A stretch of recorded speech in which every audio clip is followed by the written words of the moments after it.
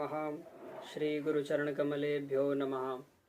तो जितने भी पिछले एपिसोड में नहीं आए थे, अभी सबके लिए एक व्यवस्था कर दी गई है कि ये जितना भी यहाँ पर पढ़ रहे हैं उसमें से कुछ कुछ काट के बीच बीच का यूट्यूब पे डाल देते हैं, तो वहाँ से आप उसको देख के नोट्स बना सकते हो।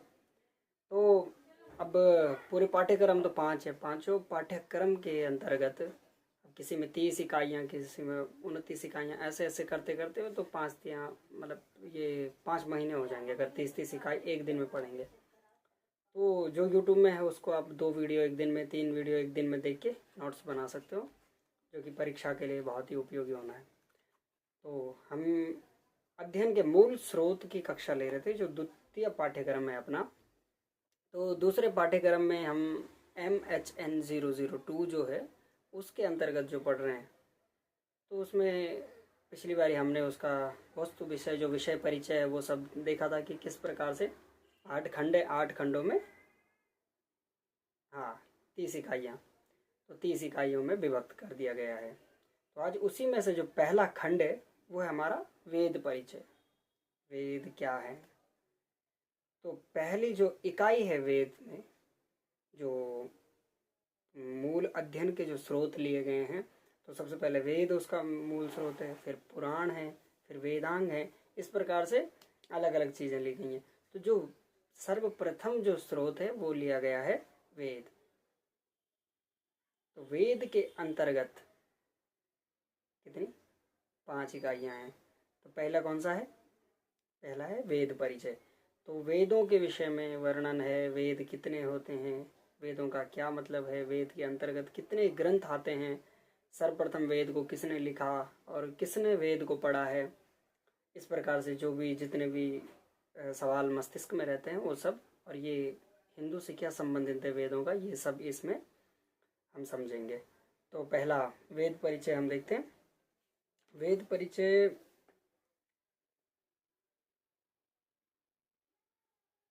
वेद क्या है कि सब कुछ, यानी कि पूरे जितने शास्त्र हैं सबका मूल क्या है? वेद है। वेदों को अपौरुषेय भी कहा जाता है, जो कि किसी पुरुष के द्वारा नहीं लिखे गए हैं, ये अपौरुषेय हैं। इनको स्वयं भगवान की कृपा से ये प्राप्त हुआ है।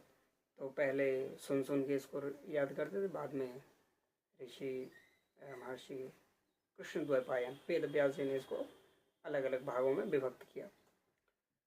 तो पहला खंड वैदिक स्रोत का जो है वो है वेद। तो वेद परिचय में हम समझेंगे क्या? वैदिक साहित्य का परिचय क्या है, वैदिक साहित्य का कैसा इतिहास रहा है, वैदिक साहित्य का परिचय, वेद का अर्थ और पर्यायवाची हम समझेंगे। वेद का अर्थ क्या है, वेद से ज्ञान है और क्या क्या इसके अर्थ हो सकते हैं, और इसको और क्या क्या किन किन नामों से इसको जाना जाता है। वैदिक साहित्य का वर्गीकरण, वेदों का जो वर्गीकरण है वो किस प्रकार से हुआ है, ये जो वैदिक साहित्य है इसका वर्गीकरण किस तरीके से इनके विभाग रखे गए हैं।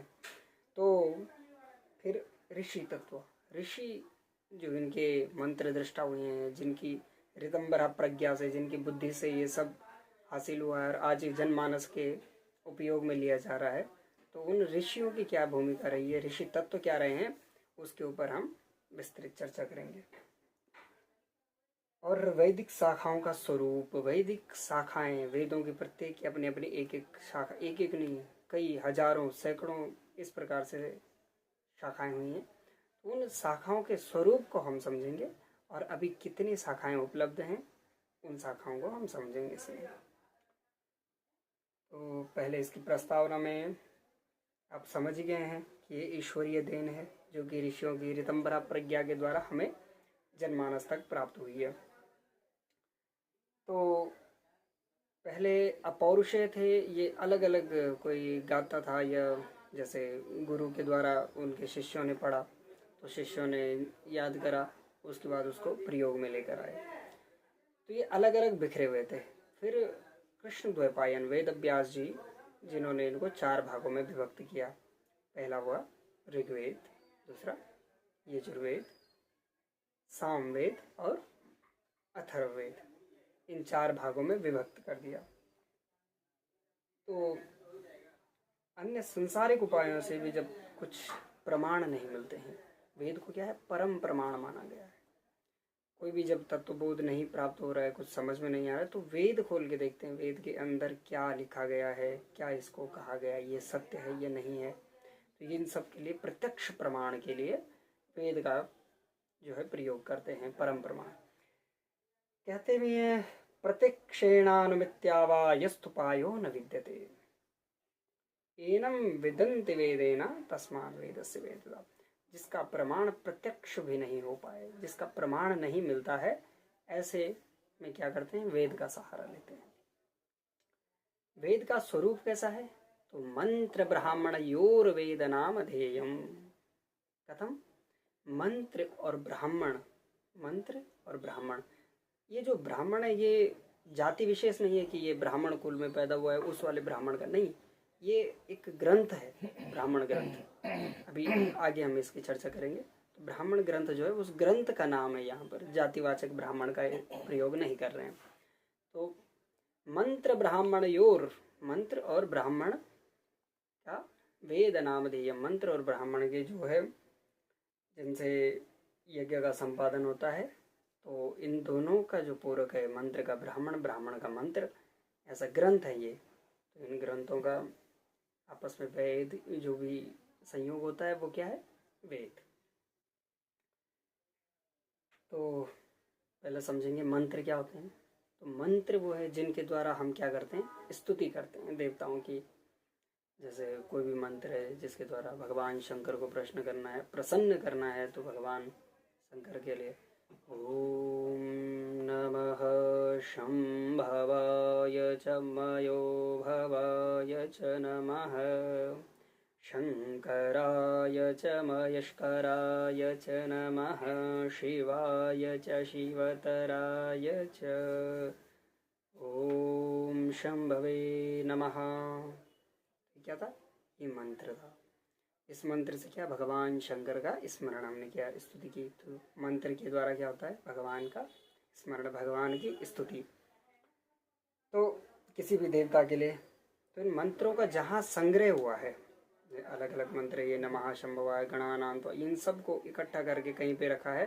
तो उन जब उनका समूल जो है संग्रह हुआ है, कहीं पे संकलन उनका किया गया है, तो उस संकलन को क्या कहेंगे, मंत्र संहिता। वो क्या हो गई, संहिता। तो वेद का जो पहला हुआ 4 भाग हुए, उसके बाद क्या है, वो संहिताओं में विभक्त हो गया। ऋग्वेद संहिता, यजुर्वेद संहिता, सामवेद संहिता और अथर्ववेद की संहिता, ये 4 संहिताओं में विभक्त हो गए। अब इन संहिताओं में ये तो ग्रंथ का एक स्वरूप हो गया, एक संहिता, दूसरी संहिता, तीसरी संहिता और चौथी संहिता, ये संहिताएं हो गई, संकलन हो गया। इसके बाद दूसरे जो ग्रंथ आए हैं वेद के बाद, उनको कहते हैं ब्राह्मण। ब्राह्मण में क्या है, तो ब्राह्मण ग्रंथों के अंदर जो है वेद का जो भाग है, इन मंत्र संहिताओं के अंदर जो मंत्र दिए गए हैं, तो मंत्रों का जो व्याख्या है या उनका प्रयोजन है कि त्र्यंबकम यजामहे, ये मंत्र है। तो इस मंत्र का प्रयोग क्या है, हाँ ठीक है, हमने भगवान की स्तुति की है, लेकिन इसका कब स्तुति करनी चाहिए वाली, इससे क्या होगा। कहा कि जीवन में जो है आरोग्य प्रदान करने वाले मंत्र हैं, ये बीमारियों से बचाने वाले मंत्र हैं। तो इस प्रकार से जिन ग्रंथों में वर्णन हुआ है, उन ग्रंथों को क्या कहा गया है, ब्राह्मण ग्रंथ। इनमें मंत्रों की व्याख्या है, संहिता के अंदर मंत्र हैं, फिर ब्राह्मण के अंदर उन मंत्रों का व्याख्यान है। फिर एक और ग्रंथ आया जिसको हमने कहा आरण्यक। आरण्यक नाम से ही बोध होता है, अरण्य यानी वन। तो आरण्यक में क्या कहा गया है कि वन में होने वाले जो मनन चिंतन है, वन का मतलब जंगल में जाकर ही नहीं, मतलब वन का मतलब है कि ऋषियों की संगत में, गुरुओं की शरण में जाकर उन पे चिंतन मनन करना। अच्छा, तो इन मंत्रों से और क्या हो सकता है, ठीक है, ये कर्म कांड के हिसाब से ठीक है। आपने कहा कि मंत्र संहिता के अंदर जो मंत्र हैं, फिर ब्राह्मण ग्रंथों ने कहा कि ठीक है, इन मंत्रों से आप यज्ञ करो, यज्ञ में किस प्रकार आहुति देनी है, किस देवता का कौन सा मंत्र है, ये ब्राह्मणों ने बताया। ब्राह्मण ग्रंथ के बाद आरण्यक आए, तो आरण्यकों में कहा गया है कि इन मंत्रों से ही कर्म कांड तो होता ही है, कर्म कांड के साथ साथ क्या है, अपनी चेतना को ब्रह्म की ओर अगर उठाना है तो उनमें मनन चिंतन थोड़ा गहराई से किया गया है। फिर चौथा ग्रंथ जो आया वो आया उपनिषद। तो उपनिषद में क्या है, आत्मा और ब्रह्म का मिलन किस प्रकार से हो, इनका वर्णन उपनिषदों में है। संहिता की जो है भाषा क्लिष्ट नहीं है, उनके बहुत ही गूढ़ और दीर्घ समासों का प्रयोग वहाँ होता है। आसानी से सुगमता से वो क्या है, बोध नहीं होती है भाषा। ब्राह्मण ग्रंथों ने क्या किया, उसको सुगम कर दिया, सहज भाव से पढ़ सकते हैं, समझ सकते हैं। फिर आरण्यक आए, उन्होंने और सहज कर दिया। फिर उपनिषद आए, उपनिषदों ने और सहज कर दिया। तो ये क्रम, ये एक दूसरे के पूरक हैं। मंत्र ब्राह्मण और वेद नाम देयम, मंत्र और ब्राह्मण यानी संहिता और ब्राह्मण क्या है, पूरे वेद ही हैं। वेदों को अपौरुषेय कहा गया है, जो संहिताओं में संकलित मंत्र हैं उनको अपौरुषेय कहा गया है कि ये किसी पुरुष के द्वारा नहीं लिखे गए। लेकिन ब्राह्मणों के लिए भी सेम यही बात आती है कि ब्राह्मण ग्रंथ जो है वो किसी पुरुष के लिखे हुए न समझकर उन्हें वेद का ही भाग समझना चाहिए और क्या, अपौरुषेय मानना चाहिए।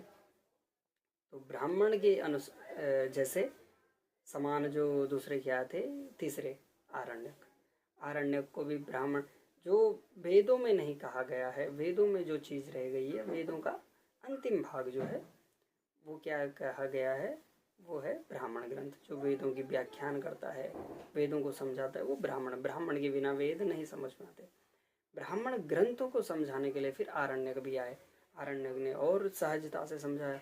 फिर उपनिषद, उपनिषदों को वेदांत भी कहा जाता है, वेद का अंतिम भाग।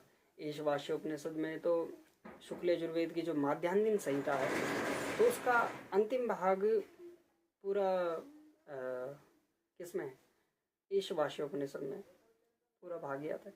इस प्रकार से उपनिषदों में जो है वेद का ही वर्णन है। ये चारों क्या है, एक दूसरे के पूरक हैं, एक दूसरे के बिना ये अधूरे हैं।